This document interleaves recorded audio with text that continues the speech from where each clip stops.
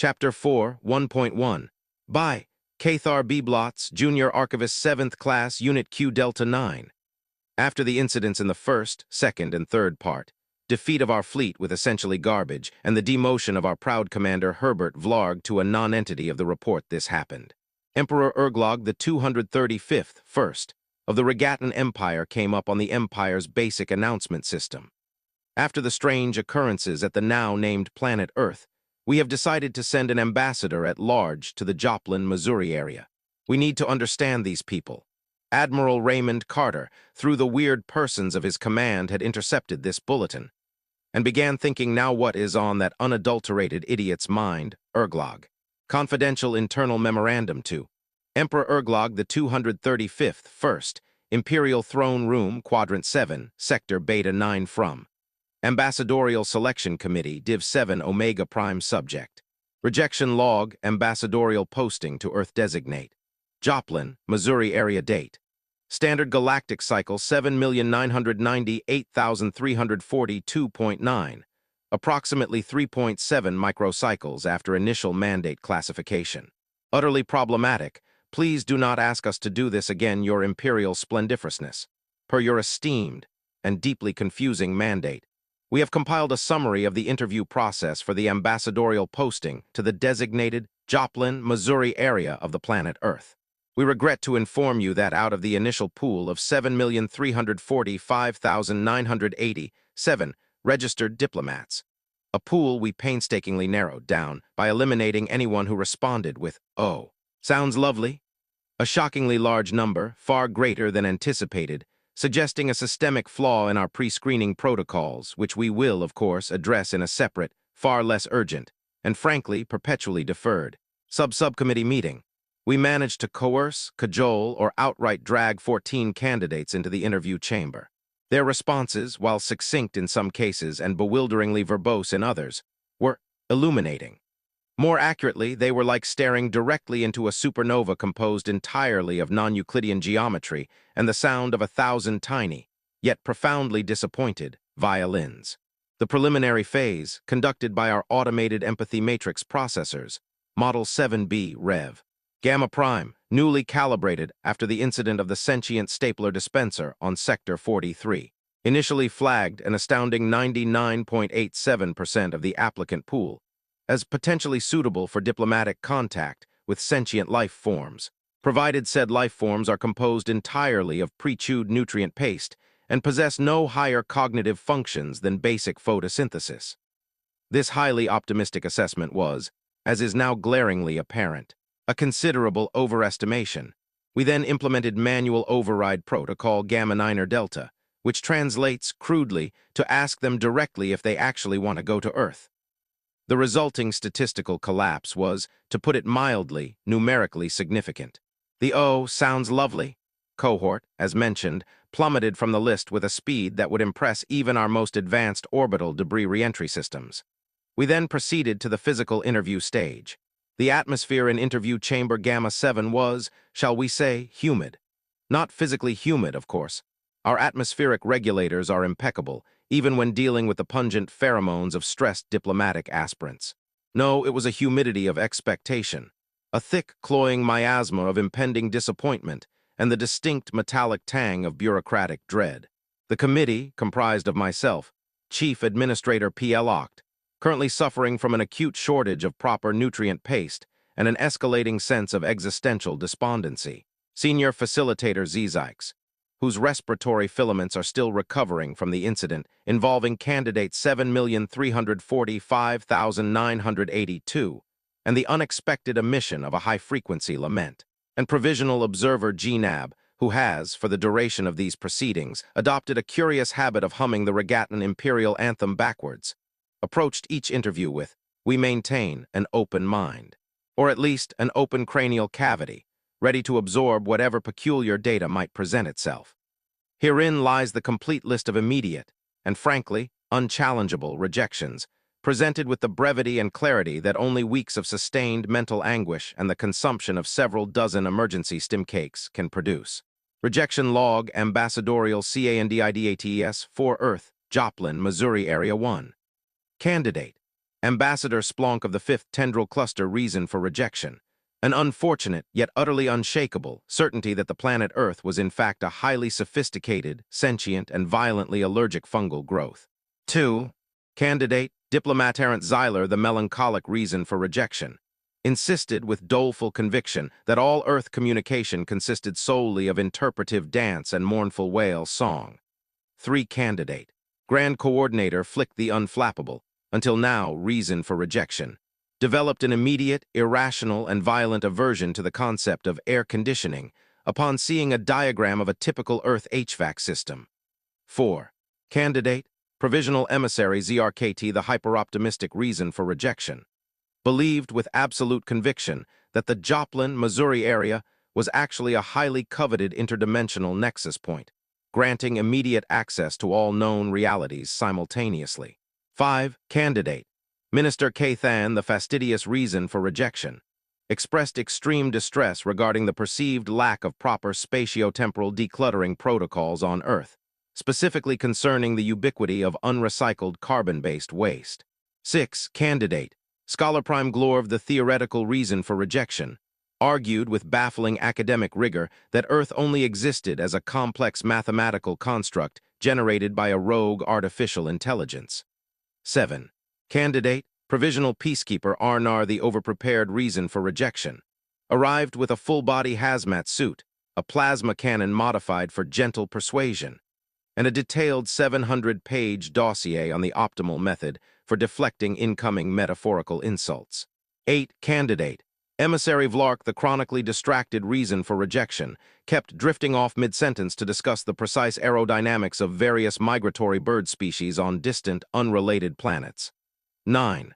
Candidate, Provisional Consul Plorp the utterly conventional reason for rejection. Found the concept of unpredictability, specifically the non-uniform distribution of Earth's atmospheric moisture, to be a fundamental violation of cosmic order. 10. Candidate, Grand Diplomatic Attaché Clabort the existentialist of sorts reason for rejection.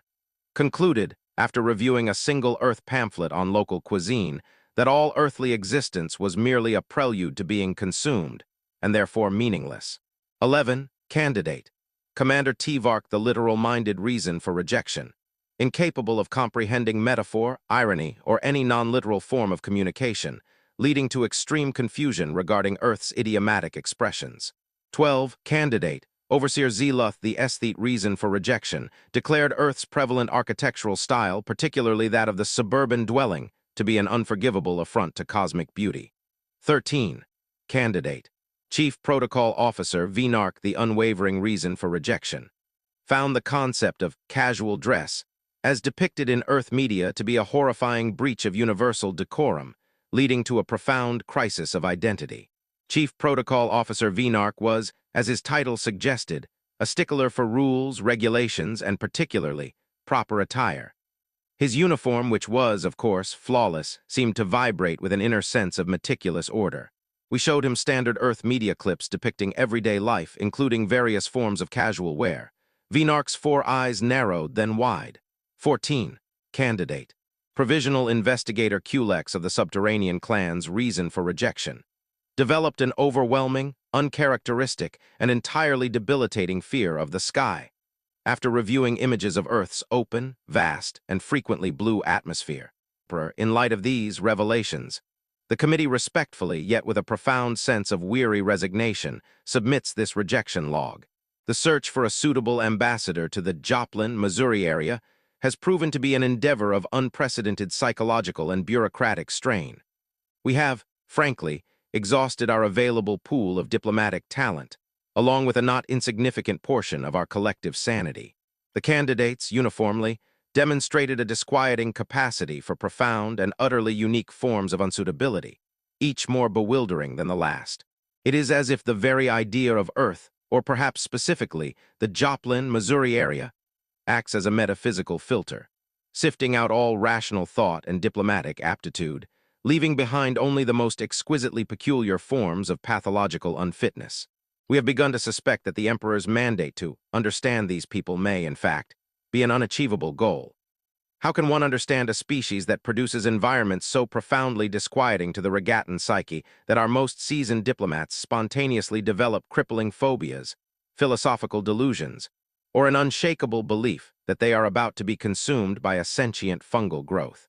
We are now considering a Phase 2 approach, which involves training a particularly resilient, single-celled organism for basic diplomatic interaction, on the assumption that its lack of complex neurological pathways might render it immune to the existential horrors of Earth's, whether forecasting or suburban architecture.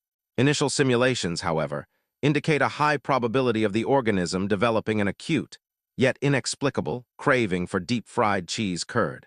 We await your imperial wisdom on how to proceed, though we humbly suggest that a reassessment of the strategic importance of the Joplin, Missouri area might be warranted, perhaps downgrading it from understanding imperative to minor planetary anomaly, best avoided. The mental health of your imperial diplomatic corps, we argue, is at stake. And frankly, the cost of ocular lavage and stress cake consumption has become fiscally unsustainable. We have also noticed a suspicious increase in the number of diplomatic applications from individuals specifying a preference for anywhere but the third planet, Sector Gamma 7, especially the designated Joplin, Missouri area. The internal intelligence is clearly circulating faster than our capacity to suppress it. Respectfully submitted, and with a profound need for a lengthy, silent, and entirely unsimulated vacation in a lightless, enclosed space, Chief Administrator, Plocked Ambassadorial Selection Committee, Div. 7 Omega Prime Senior Facilitator Z6 Ambassadorial Selection Committee, Div 7 Omega Prime Provisional Observer NAB Ambassadorial Selection Committee, Div 7 Omega Prime. Note: NAB has resumed humming the Imperial Anthem backwards, but now with added lamentations about the futility of classification systems. End internal memorandum filed per Imperial Mandate, Code XYL 998 Arch.7b. The archival process for this particular document was complicated by the spontaneous combustion of 3 data crystals and a persistent smell of burnt optimism. Cathar B. Blotz, Junior Archivist 7th Class, Unit Q Delta 9, recommends additional stress relief protocols for future regatan personnel exposed to Terran cultural data. My own primary ocular sensor developed a curious twitch after reading this, not unlike the one Chief Administrator Plocked exhibited. Perhaps a coincidence, or perhaps the existential humidity is infectious. I should probably request a full system diagnostic, and maybe a very large emergency stim cake. Junior Archivist 7th Class, Unit Q Delta 9, still alive for now subject. Chapter 5, Ambassador Selection Continued. A further descent into the absurdist vexations of chronological documentation, specifically regarding the planet Earth and the Vlarg lineage, with particular emphasis on the unfathomable concept of upward failure date. Standard Galactic Cycle 742.9.112.98. My internal chronometer has begun displaying only abstract philosophical concepts, so this may be approximate. Esteemed Grand Ponderer and source of lukewarm, vaguely nutritional sludge, it is with the utmost trepidation and a growing sense that the fabric of objective reality is merely a suggestion rather than a fundamental constant, that I append this 5th chapter to the ongoing and increasingly perplexing report concerning the planet now irrevocably designated as Earth. As per your suggestion, which tasted suspiciously like coercion mixed with burnt toast, I have endeavored to maintain my professional composure, though I fear my neural pathways are rapidly reconfiguring themselves into a labyrinth of bewildered despair. The incidents detailed herein, following the ignominious defeat of our fleets by what can only be described as sentient garbage, a phrase I still transcribe with a shudder, and the subsequent, entirely deserved, demotion of the once Lord Admiral Herbert Vlarg to the rather aromatic position of -263rd Sanitation Engineer, now known universally by imperial decree as Stinker, have only served to deepen the existential malaise that now permeates Unit Q Delta 9. On a side note, Grand Ponderer, the Sanitation Engineers Union on Regatu Prime has formally protested the demotion of Stinker, arguing that even their most malodorous members possess more inherent dignity than a former Lord Admiral. They have proposed a counter-decree, that Stinker be demoted further to submicroplanetary dust particle assemblage inspector, which apparently carries less social cachet than a sentient fungal colony. The bureaucratic circles this has generated are themselves worthy of a multi-volume report, but I digress, mercifully. The primary event necessitating this urgent addendum commenced with an occurrence that can only be described as an imperial announcement. Now, normally, an imperial announcement means little more than a new decree on the optimal angle for bowing to the 37th level sub-deputy assistant to the imperial spatula polisher of the western sector. A position, I might add, which pays surprisingly well for its cognitive demands. However, this was different. This was Emperor Vlarg, the 532nd first of the Regattan Empire, personally gracing the Empire's basic announcement system. The Emperor, as you know, Grand Ponderer, is a being of at best whimsy, and most likely, as many whisper, or rather, scream internally while maintaining rigid facial composure, lost entirely in his own peculiar internal universe. His pronouncements often possess the logical coherence of a startled space squid attempting to navigate a multi-dimensional sieve. The imperial seal shimmered, briefly displaying a curious image of a sentient dust bunny engaged in interpretive dance, before resolving into the emperor's visage. He reclined upon a chaise lounge constructed entirely of spun starlight and what appeared to be artisanal cheese, a half-eaten snack, subsequently identified as a sproing nut cluster highly volatile if ingested orally without prior spatial displacement clutched in one claw. Greetings, my loyal, and perhaps slightly dizzy from prolonged exposure to the imperial aura subjects, boomed Emperor Vlarg, his voice resonating with the sound of distant, poorly tuned wind chimes.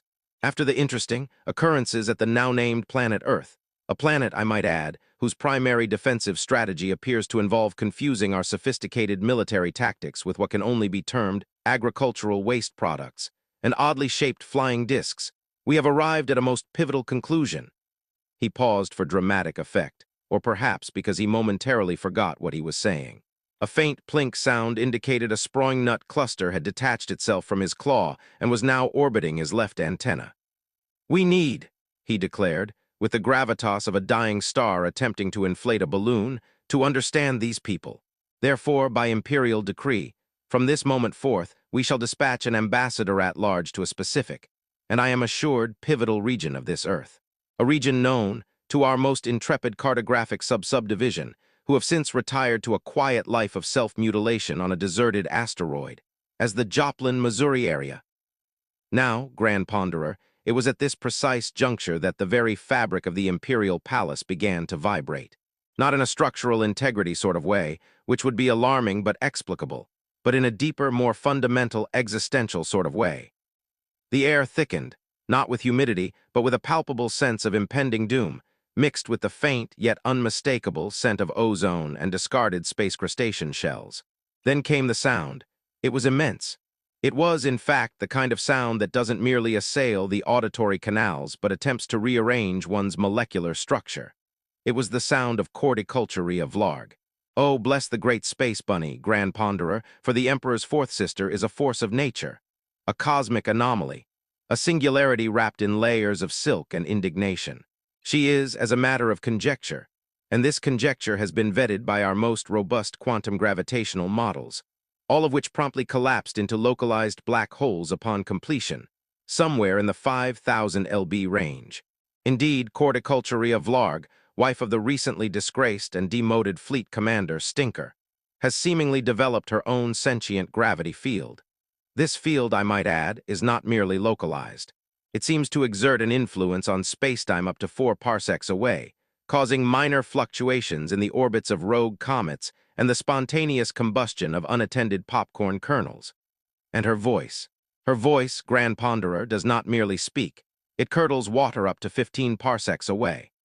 Our most sensitive acoustic sensors reported readings that indicated not merely sound waves, but molecular restructuring waves. Civilian vessels within said radius reported their hydration tanks spontaneously transforming into a viscous, mildly acidic custard. The subsequent cleanup alone generated enough paperwork to fell a lesser archivist. "IRGLOG," she shrieked, her voice reverberating through the imperial palace, causing several lesser dignitary robots to spontaneously develop philosophical anxieties and attempt to self-terminate. "What in the galactic dust bunny collection are you up to now?" The Emperor, momentarily startled, a rare feat, as his natural state is one of perpetual mild confusion, almost dropped his sproing nut cluster. It merely rotated rapidly in the air nearby, caught in Corticulturia's gravitational wake.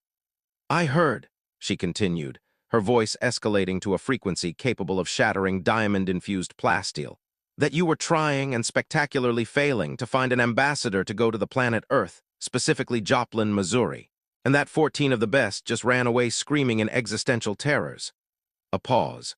A pregnant, terrifying pause during which the ambient temperature in the throne room dropped by 17 degrees and a nearby potted plant withered into dust. Emperor Vlarg, ever the master of the evasive non sequitur, sighed.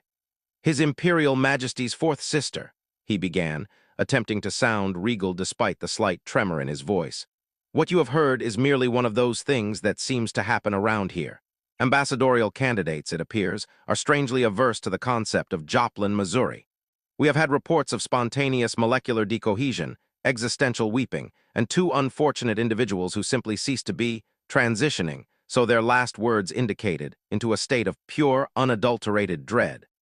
He gestured vague, placating gestures with his free claw. Corticulturia, however, was not to be placated. Her bulk shimmered, a phenomenon that caused the very air around her to compress and then expand in visible ripple waves. "Well," she boomed, the very floor groaning in protest, "I have the perfect candidate for you, the absolute epitome of imperial diplomatic finesse, one who understands the true meaning of perseverance through perplexing circumstances." My pen, Grand Ponderer, hesitated. A chill, unconnected to Corticulturia's localized atmospheric anomalies, crept down my spine. I had a terrible, premonitory feeling about what was coming. The Vlarg name, it seems, is synonymous not merely with disgrace, but with a highly specific, almost thermodynamically impossible, form of upward mobility. "My 53rd child," Corticulturia declared, puffing out her chest, an action that caused a minor seismic event in a neighboring province. "Clabort Vlarg."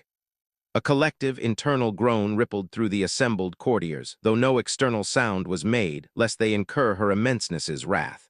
I, too, felt a profound desire to excavate a burrow directly into the palace floor and remain there for the next several standard galactic cycles. "His father," Corticulturia added, with a wistful and utterly terrifying look in her eye, "always called him clueless. But he's not clueless, Vlarg. He simply has no idea what a clue is. And that, Grand Ponderer, is the crux of the matter.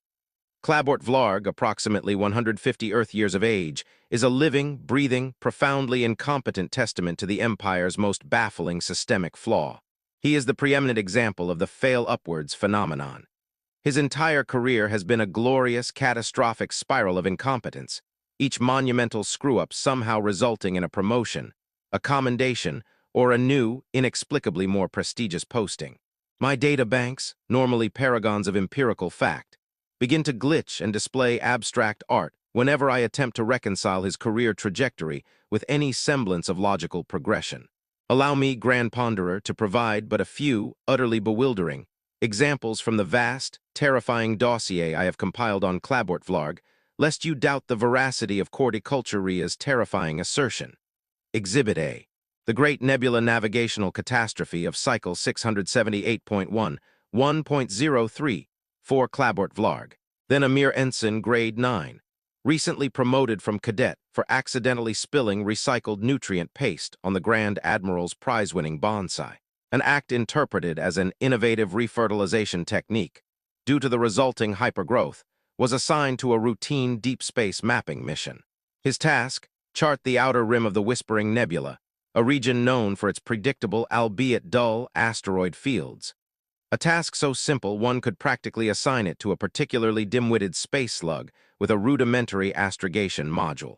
Clabort, however, possessed a unique gift for turning simplicity into incomprehensible complexity. Instead of inputting the standard navigational coordinates, he somehow managed to transpose several digits, reverse the polarity of the star chart projector, and in a moment of what he later termed intuitive cosmic alignment, attempted to manually adjust the ship's primary thrusters with a bent spork. The Regal Bovine, a venerable, if somewhat slow, survey vessel, did not merely deviate from its course. It executed what our astrophysicists later termed a spontaneous, non-Euclidean somersault directly into the heart of an uncharted micro-wormhole cluster. This cluster, it must be noted, was not merely uncharted. It was previously believed to be theoretically impossible by 97% of the Imperial Academy's brightest minds. The other 3% were in the process of being institutionalized for suggesting such things. The regal bovine emerged, approximately 3.7 light-years away, in a star system hitherto unknown to the Regatan Empire. A star system, moreover, populated by what appeared to be highly advanced, yet aggressively pacifist, beings made entirely of sentient, glowing moss. These beings, the luminomycoids, were in the midst of a critical societal debate concerning the optimal moisture content for existential contemplation. The regal bovine's sudden, jarring arrival, accompanied by the distressed honking of the ship's emergency hooters, unintentionally startled one of their leading philosophers into achieving a breakthrough in universal enlightenment. This breakthrough, it transpired, instantly resolved their debate and ushered in an era of unprecedented mossy tranquility. Upon discovering the luminomycoids, Clabort, utterly unaware of his navigational error, he believed he had simply found a shortcut, radioed back to command. "Sir, I have discovered a new star system, and their primary philosophical argument has been resolved. It appears my unique recalibration of the hyperdrive has led to an unprecedented breakthrough in interspecies understanding." Command, at the time, was reeling from the ignominious defeat of the fleet by Earth's refuse. A new star system, particularly one whose inhabitants were not actively trying to hurl discarded refrigerators at our vessels, was seized upon as a propaganda coup. The fact that the entire event was a complete accident, a monumental screw-up of such epic proportions that it defied all laws of causality, was conveniently overlooked. The luminomycoids, grateful for their newfound tranquility, even offered a cultural exchange program involving advanced photosynthesis techniques and meditative spore breathing. Result: Ensign Clabort Vlarg was immediately promoted to lieutenant commander and awarded the prestigious Order of the Galactic Pathfinder, first class, with diamond encrustation, for his intrepid exploration and accidental diplomatic prowess. The bent spork he used was enshrined in the Imperial Museum of Accidental Discoveries. His original task, mapping the Whispering Nebula, remained unfinished, resulting in hundreds of minor navigational incidents for passing cargo vessels. But who cares about cargo vessels when you've discovered sentient moss? My personal annotation at the time, Grand Ponderer, reads, "The universe, it seems, rewards sheer, unadulterated blundering. I am considering a career shift into intentional incompetence." Then I remembered that I am an archivist, and my value lies in documenting the incomprehensible, not participating in it. A tragic realization. Exhibit B. The Vlarg incursion and the case of the misplaced proton torpedo. Cycle 689.04.178 Lieutenant Commander Clabort Vlarg, now assigned to the Imperial Dreadnought, the Indomitable Bureaucrat, a vessel whose name, in retrospect, possessed a chilling irony, found himself in charge of the primary weapons systems. His previous explorations had led to this promotion, despite his being demonstrably incapable of differentiating a photon torpedo from a reusable spork, a recurring motif in his career, I have noticed. The Vlarg Empire, a notoriously belligerent, if somewhat short-sighted species, had decided to make a dramatic territorial claim by launching a surprise incursion into Sector 7G, right where the Indomitable Bureaucrat was undergoing scheduled, excruciatingly slow hull buffing. Battle stations were called.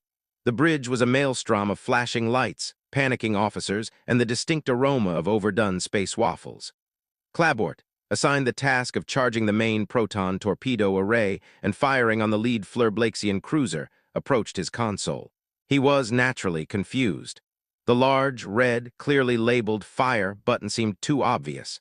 He spent 20 minutes attempting to locate a smaller, less conspicuous button, under the misguided assumption that truly destructive power was always subtly hidden.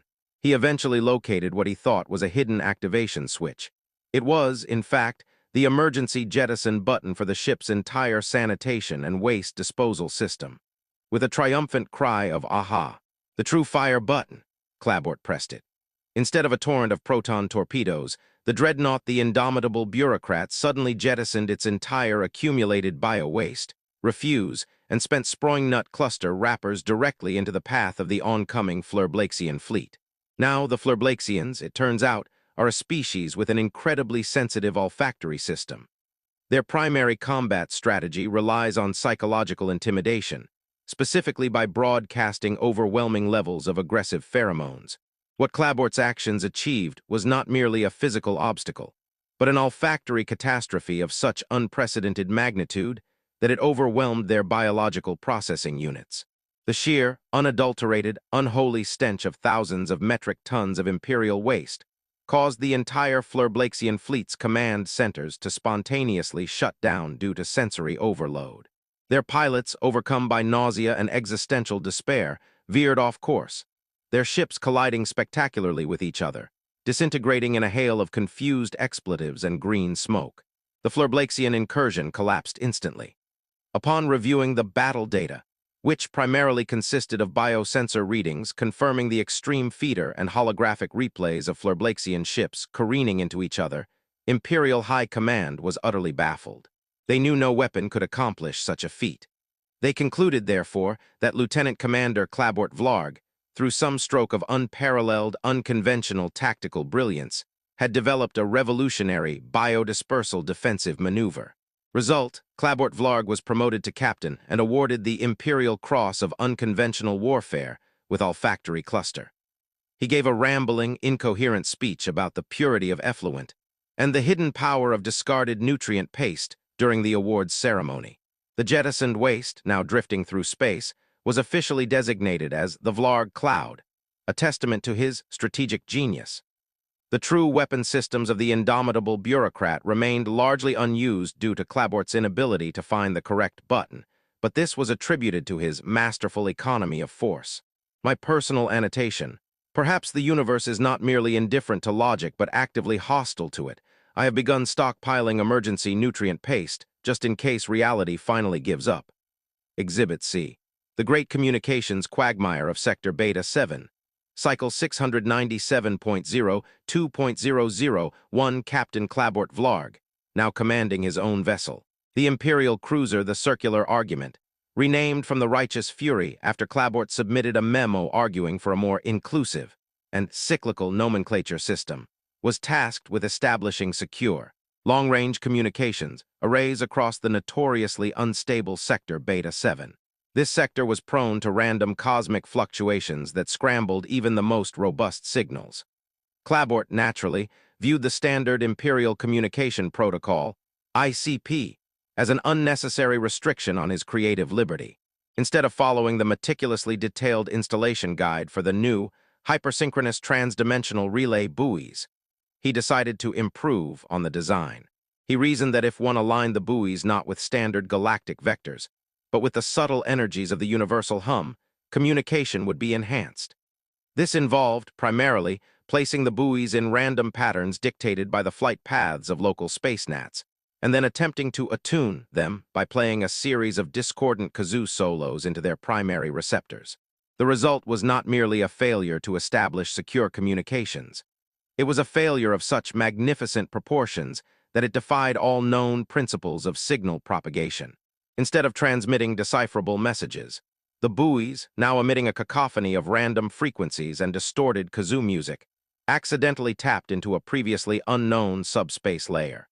A layer, it turned out, that housed the collective unconsciousness of a species known as the psychic squiggles, a race of highly advanced, non-corporeal entities who communicated exclusively through complex emotional resonance. The psychic squiggles were, at that exact moment, embroiled in a bitter, millennia-long, great debate about the philosophical implications of the perfect shade of green.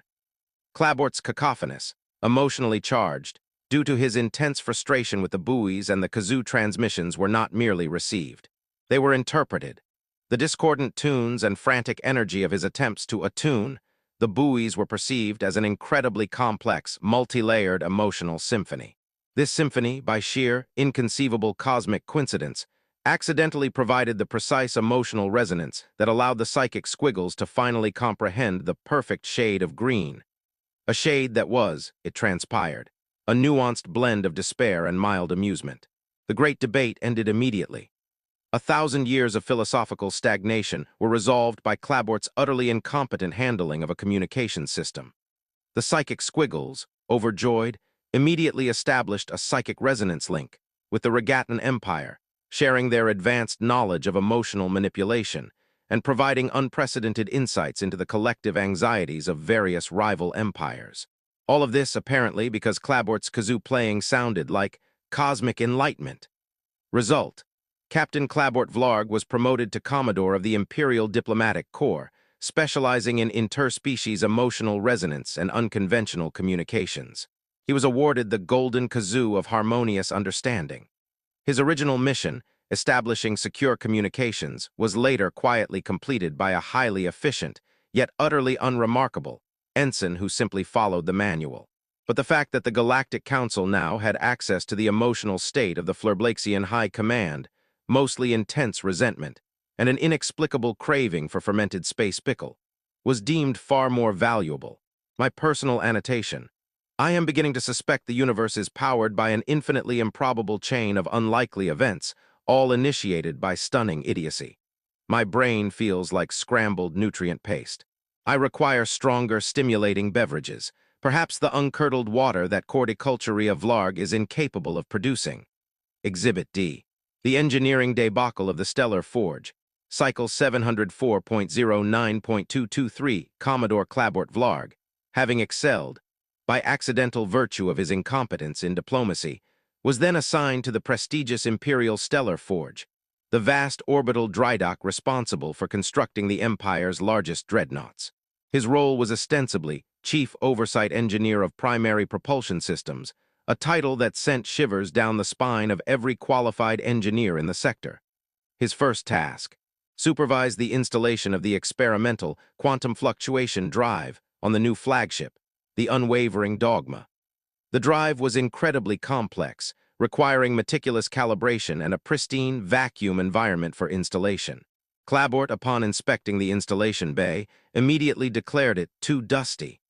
Instead of ordering a standard microparticle scrub, he decided a more holistic approach was required. He instructed his team to reroute the ship's waste disposal system. A recurring theme, Grand Ponderer, please note the terrifying pattern, to create a negative pressure field to suck out the dust. This, naturally, only succeeded in coating the entire installation bay, the precious quantum fluctuation drive, and most of the engineering crew in a fine, yet oddly corrosive, layer of what appeared to be dried, recycled nutrient paste. Worse, while attempting to clean the quantum fluctuation drive itself, Clabort accidentally reversed its primary energy couplings and then, convinced it was stuck, hammered it with a standard-issue Imperial multi-wrench. The drive, instead of functioning as a propulsion system, violently destabilized. The Unwavering Dogma, instead of launching, began to compress. Not explode, mind you, but shrink very, very slowly inwards, like a collapsing souffle composed of pure titanium. It was a horrifying sight, yet oddly mesmerizing, as the hundreds of meters of dreadnought folded in on themselves, squealing slightly. The engineers were in hysterics. The flagship was ruined. The Empire's pride, a multi-trillion unit investment, was now shrinking into a singularity of metallurgical despair. However, as the Unwavering Dogma compressed, something utterly unexpected occurred. The drive, in its chaotic state, began to emit a powerful, yet strangely localized anti-gravitational field. This field, it was discovered, had the unique property of repelling all forms of interstellar debris, from rogue asteroids to microscopic space dust. Furthermore, the collapsing hull of the dreadnought, now reduced to the size of a small, shimmering marble, seemed to generate a minute, yet potent, energy signature that was entirely undetectable by any known sensor, making it the perfect stealth vessel. It was, in essence, an accidental, miniature, utterly stealthy, self-cleaning, debris-repelling, non-propulsive, but also non-colliding thing. Imperial intelligence, observing this bizarre phenomenon, immediately hailed it as a revolutionary breakthrough in passive defensive cloaking technology. They reasoned that if a ship could shrink itself into an undetectable, debris-proof sphere, it could infiltrate enemy territory with unparalleled ease, then, theoretically, unshrink itself to deploy troops. The latter part was, of course, a wild theoretical assumption, given that the Unwavering Dogma was still the size of a marble and showed no signs of re-expanding. Result: Commodore Clabort Vlarg was promoted to Rear Admiral and made head of the Imperial Office of Accidental Innovations in Infiltration and Passive Debris Management. He received the miniature dreadnought commendation with actual shrinking glimmer. The shrinking, unwavering dogma was placed in a secure vault, studied endlessly by baffled scientists. Its only practical use thus far has been as a very expensive paperweight. My personal annotation. My sanity is now measured in Planck units. I keep expecting to be promoted to Supreme Archivist for accidentally filing a report upside down. It seems to be the only logical progression in this particular universe. Perhaps then I can mandate the use of only non-sentient pencils for safety. Exhibit E. The supply chain snafu and the creation of the antimatter avocado. Cycle 715.0, 7.089 Rear Admiral Clabort Vlarg, now comfortably nestled in the Office of Accidental Innovations, was given a relatively minor task. Oversee the logistical resupply of a remote deep space research outpost, Sector Zeta 9, known for its groundbreaking, if somewhat eccentric, research into the properties of exotic fruit. A simple inventory and dispatch job. Clabort, finding the standard Imperial Logistics Protocol, ILP, too linear, decided to implement a circular resupply method. This involved primarily loading all the supplies onto a single automated cargo vessel, then setting its course to traverse the galactic core multiple times, under the premise that, the longer the journey, the more purified the supplies would become through cosmic resonance. He then promptly forgot to input the correct destination coordinates for Sector Zeta 9, instead inputting the coordinates for his favorite snack dispensary on Regatu Prime. The cargo vessel, designed for routine transport, was not equipped for deep-core galactic traversal. It encountered numerous gravitational anomalies, rogue energy fields, and passed through several dimensions that had not yet been properly charted by the Imperial Bureau of Spacetime Cartography. The supplies, which included standard nutrient packs, spare parts, and a particularly valuable consignment of rare, genetically engineered quark pairs, prized for their ability to induce temporary telepathy, were subjected to immense, unimaginable stresses. When the cargo vessel finally returned to Regatu Prime, after 2 years and having shed 87% of its outer hull, it was a wreck. The nutrient packs had fused into a single, pulsating, unidentifiable mass. The spare parts had transmuted into crystalline structures that hummed with a strange, high-pitched energy. And the quark pairs had inexplicably transformed into what were later designated as antimatter avocados. These weren't merely exotic fruit. They were compact, self-contained units of stable antimatter, perfectly encapsulated within a robust, yet oddly delicious organic shell. Furthermore, each antimatter avocado possessed a peculiar property. When consumed, it not only provided the recipient with a full day's caloric intake, but also conferred a temporary, yet extremely powerful, localized anti-gravity field upon them, allowing them to float effortlessly for approximately 3 galactic minutes. The research outpost in Sector Zeta 9 starved, eventually being resupplied by an ensign who simply followed the ILP again.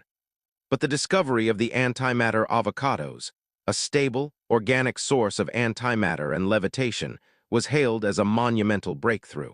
The Imperial military immediately envisioned applications for rapid deployment troops, and the Imperial snack conglomerate saw the potential for a new, highly lucrative, if slightly volatile market. Result: Rear Admiral Clabort Vlarg was promoted to Vice Admiral and given the newly created position of Imperial Overseer of Accidental Transdimensional Resource Acquisition and Exobiological Culinary Advancement. He was awarded the Golden Antimatter Avocado of Sustained Levitation. The initial, critical mission of resupplying Sector Zeta 9 was deemed secondary to the serendipitous discovery of a floating superfruit. My personal annotation: I am no longer surprised. I merely log. My dreams are now populated by sentient piles of refuse and tiny, shrinking dreadnoughts. I believe I am becoming one with the absurdity. Perhaps this is the path to enlightenment. Horticulturia Vlarg, having concluded her utterly coherent, by her standards summary of Clabort's career, slammed her immense fist onto the Imperial throne room floor. The resulting microquake sent tremors through 3 administrative districts and caused the Imperial tea ceremony master to spill an entire pot of precious ceremonial brew, an act for which he was immediately exiled to the Outer Rim. "See, Erglog," she bellowed, her voice causing the decorative chandeliers to chime nervously. "He is perfect. He fails upwards no matter what kind of screw-up he is. He sees possibilities where others see only catastrophe. He is the embodiment of the Imperial spirit of wing it and see what happens." Emperor Vlarg, who had spent most of her monologue attempting to coax the errant Sproing-nut cluster to return to his claw, finally succeeded. He popped it into his mouth with a contented sigh. Indeed, corticulturia, he mused, a faint plume of Sproing-nut cluster vapor emanating from his nostrils. A most unconventional talent. A talent perfectly suited to the uncharted complexities of Joplin, Missouri. You should send him to Earth, corticulturia, by imperial decree, and make sure his wife, Zyla, goes with him. She can sometimes temper his adventures. The Emperor paused, blinking slowly. Yes, Zyla. She's the one who once convinced him that the ideal way to deactivate a malfunctioning plasma conduit was to gently sing lullabies to it. It actually worked, apparently. It merely caused the conduit to enter a deep restorative hibernation, preventing a system-wide meltdown. A truly remarkable, if utterly inexplicable, outcome. One might even call it a passive success on Clabort's behalf, for not blowing it up. Corticulturia, satisfied, let out a triumphant roar that shattered precisely 47,892 pieces of imperial stained glass artwork. With a final, ground-shaking stomp, she began to move. Her departure was, in itself, an event of cosmic significance. She reboarded her Class 5 dreadnought, the one she had arrived in only minutes prior. This vessel, Grand Ponderer, was already a horrid sight, bent like a pretzel from her initial arrival, and flying like a drunken space whale due to the persistent gravitational anomaly she emitted. Upon her re-entry, the dreadnought did not merely shift or groan. It simply disintegrated. Not exploded, mind you, but literally crumbled into its constituent atoms, leaving behind only a faint shimmer of residual energy and a lingering scent of burnt engines and ozone. It was a feat of spontaneous dematerialization that defied all known physics, but was entirely commonplace when Corticulturia Vlarg was involved. She merely floated majestically through the space where the dreadnought had been, pausing only to retrieve a misplaced hair ornament that had detached itself during the vessel's molecular dissolution. Then, with a mighty burst of her own sentient gravity field, she propelled herself back towards the Vlarg planetary estate, leaving a faint, shimmering trail of atomic dust in her wake. Our long-range sensors recorded minor fluctuations in the local star cluster's gravitational pull for several hours thereafter. Oh, for the love of fail upwards! Emperor Vlarg, observing this, and now contentedly chewing on another Sproing-nut cluster, sighed with a mixture of exasperation and relief. Corticulturia, he projected across the now remarkably quiet throne room. I order you to never travel anywhere again. It is just too costly. Use holocoms, as you broke the transporter network last time you attempted to use it. A brief historical aside, Grand Ponderer. Corticulturia's previous attempt to use the Imperial transporter network involved her attempting to transport herself from the Emperor's private bathing chamber to the Imperial War Room. The network, designed for single-person molecular transportation, responded to her sheer mass by not merely malfunctioning, but by rending a localized hole in spacetime, briefly connecting the Imperial Palace to a dimension populated entirely by enraged, sentient socks. The cleanup of the sock incursion and the subsequent spatial patch job was a budgetary nightmare that still gives our accountants night terrors. So yes, the holocom decree was entirely justified. And so, with the Emperor's whimsical yet firm, for him decree, the stage was set. Barely an hour later, two figures were summoned to the Imperial Court. No, Grand Ponderer, they were not transported via the still-damaged transporter network. They arrived in a humble, yet remarkably intact, shuttle, steered with surprising precision by Zyla. It seemed even the Imperial Courier Service knew better than to assign anything too fragile near the Vlarg family. Clabort Vlarg, Vice Admiral and newly anointed Imperial Overseer of Accidental Transdimensional Resource Acquisition and Exobiological Culinary Advancement, blinked in the bright lights of the Imperial throne room. He was a being of average height for his species, though his uniform perpetually seemed to be on the verge of unraveling, and his eyes held a distinct, distant glaze, as if perpetually contemplating the precise chemical composition of a particularly interesting lint trap. His wife, Zyla, a smaller, remarkably grounded individual whose serene expression seemed to mask a universe of quiet, patient suffering, stood beside him, clutching his hand firmly, as one might hold onto a helium-filled balloon in a hurricane. The Emperor Vlarg popped up from his reclining position on the artisanal cheese chaise lounge, now having migrated from Sproing-nut clusters to a multicolored, highly unstable nebula pop confection. Clabort, my boy, Emperor Erglog beamed, a spray of sugary crumbs escaping his lips. We have been trying to get an ambassador to the planet Earth, specifically Joplin, Missouri, for a long time. A very, very, very long time. Longer than the average lifespan of a particularly stubborn space slug, even. Clabort tilted his head, a quizzical expression on his face. Joplin, your imperial whimsicalness, he asked, his voice a soft, slightly bewildered drone. Is that near the sector where the sentient dust bunnies engage in interpretive dance? Xylos squeezed his hand. No, dear, she murmured, her voice a soothing balm. That's Sector 7 Delta 9, and the dust bunnies are merely holographic projections for morale purposes. The Emperor waved a dismissive claw. Details, details. As of today, Clabort, you are being volunteered. He paused, then added with a flourish. No, scratch that. You are being voluntold. Yes, by imperial decree effective immediately. Voluntold to become ambassador at large to Joplin, Missouri. Take your wife with you and figure out what Joplin is all about. Clabort blinked again. Ambassador, he mused aloud, to a place called Joplin. Will there be opportunities for accidental diplomatic breakthroughs involving unexpected bodily secretions? Xylos sighed, a tiny, almost imperceptible exhalation of weary resignation. Only if you insist, dear. And with that, Grand Ponderer, the appointment was made. The most strategically inept, accidentally brilliant, and cosmically bewildered individual in the Regatan Empire was officially designated as our primary point of contact with a planet whose inhabitants had already demonstrated an uncanny ability to turn our military might into a compost heap. My reporting duties, I fear, are far from over. I anticipate a surge in bureaucratic anomalies, a spike in reality-bending incidents, and a significant increase in my personal consumption of lukewarm, unflavored nutrient paste. I can only hope that Clabort Vlarg's unique brand of upwardly failing idiocy proves, against all logic and sanity, to be precisely what the Regatan Empire needs to finally understand. Joplin, Missouri. May the great space bunny have mercy on our souls, for logic clearly will not. This concludes Chapter 5. I will continue to monitor all related imperial activities, no matter how profoundly nonsensical they become. My notes indicate a growing sense of existential dread, but also a morbid fascination. The universe, it seems, has a twisted sense of humor, and Clabort Vlarg is its punchline. Respectfully, and with a rapidly fading grasp on linear time, Cathar B. Blotz, Junior Archivist 7th Class, Unit Q Delta 9, currently attempting to reclassify sanity as a non-essential luxury item in the imperial thesaurus of unobtainable concepts.